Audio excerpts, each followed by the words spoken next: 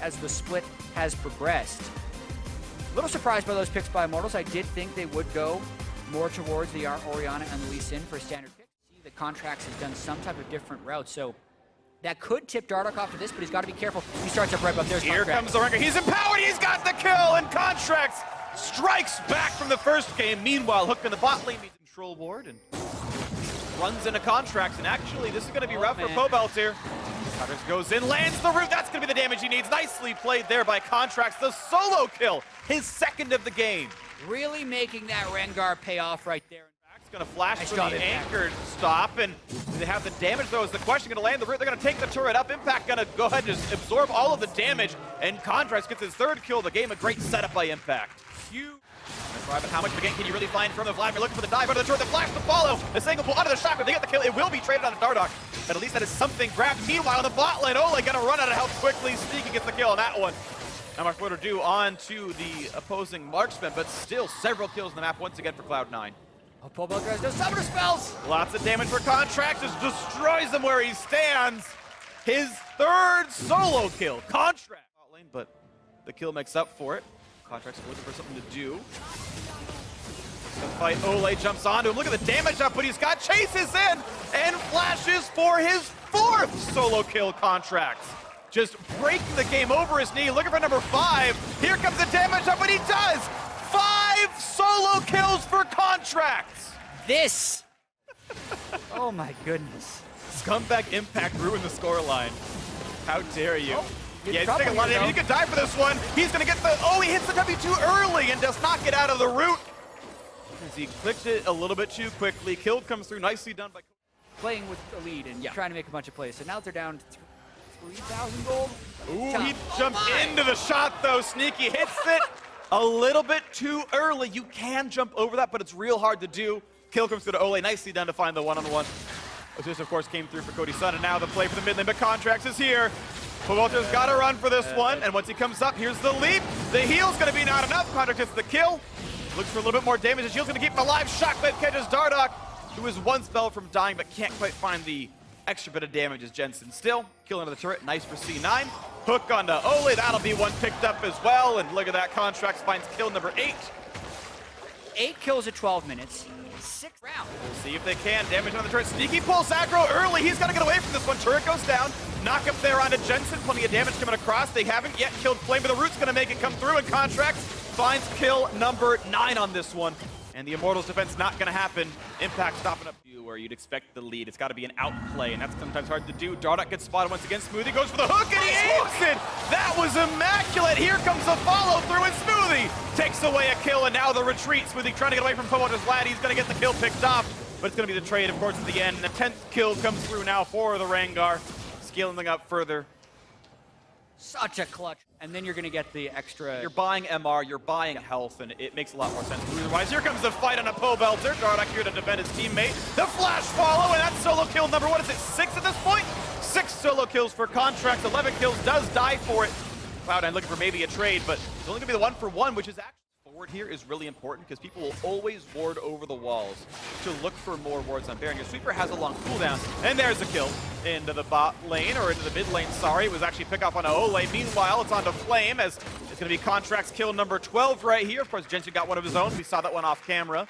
But the support was dead, had flashed up. 8,000 health, Ole's around, looks for a bit of poke. Sneaky jumps in and takes a lot of damage for it, down a half. Single pool popped out by Vladimir. Can't dive as easily. Flash follow comes in. Impact wants the front line. There's a play as well. Knock up on a Contract. And the chase and Pope. They're going to get a lot of damage. He's going to pick off Sneaky. Actually, 1-for-0. Look at the damage on a Jensen. Pope gets one of those kills picked up. That's a huge deal. Trade in for Contract. Still gets number 13. Over the wall goes Ole. Here comes the follow. Looks for number 14. Contract's going to get it. A double kill for the Rengar. And it's going to be a 3-for-1 overall team fight that Cloud9 does come away with the lead. Yeah, Pobelter, even though he burned Sanguine Pool early, you can see the power of that Vladimir. And I kind of got to hand it to C9. They're intentionally funneling kills towards Contract to see how many he can get right here. 14 at 26 minutes and a secured Baron. All right, the snowball continues. 8,000 gold lead turns into 10,000 with Baron Nashor off the Rift. And the quick reset, the quick heal, and 4 buffs. Inhibitor turret assault. Contract has Guardian Angel, very safe for 15. And there goes the turret. Naka gonna go back all the way towards Jensen, but there's no dive to be had. Pulver can't get his way in. Contract's in there, loses his first life, but it's okay. Cats have 9 of them. And here comes the backline dive for Pulver. Can he get it? Protobelt in, gets the kill on a sneaky. Nicely done. The 1-for-0 will trade his life, but that's still at least a kill coming through. And Immortals actually make it a 2-for-1 overall. They did take down Contracts. That is a fight lead, 4v3, trying to wear down onto Impact, but they're low on items. Cody Sun can only do so much. But it does stop the push for now. The flash hook on us with it. That is nice. Can they find the play? Looking for the damage up, but can't quite kill him just yet. Ole! Wow, look at the damage output from Jensen, though. Impact just barely even gets tickled from those bullets right here. Shield comes in. Jensen, the flash follow, gets the shockwave, the trade kill. Cody Sun gets it, jumps the wall. The root's in. Can he stay out of range of Impact? Yes, he will. And oh, look at that. It's going to be 4 kills picked up at cost of 2. Immortals win the team fight. And Cody Sun actually played that fight extremely well. Cody Sun right now needs about 300 gold. He is close to last for 80% crit chance. Oh, Dardoch is gone. He is dead. He is dead. Jensen gets the kill. And sadly, Contrast gets his first assist of the game. Scumbag Jensen ruins the perfect scoreline.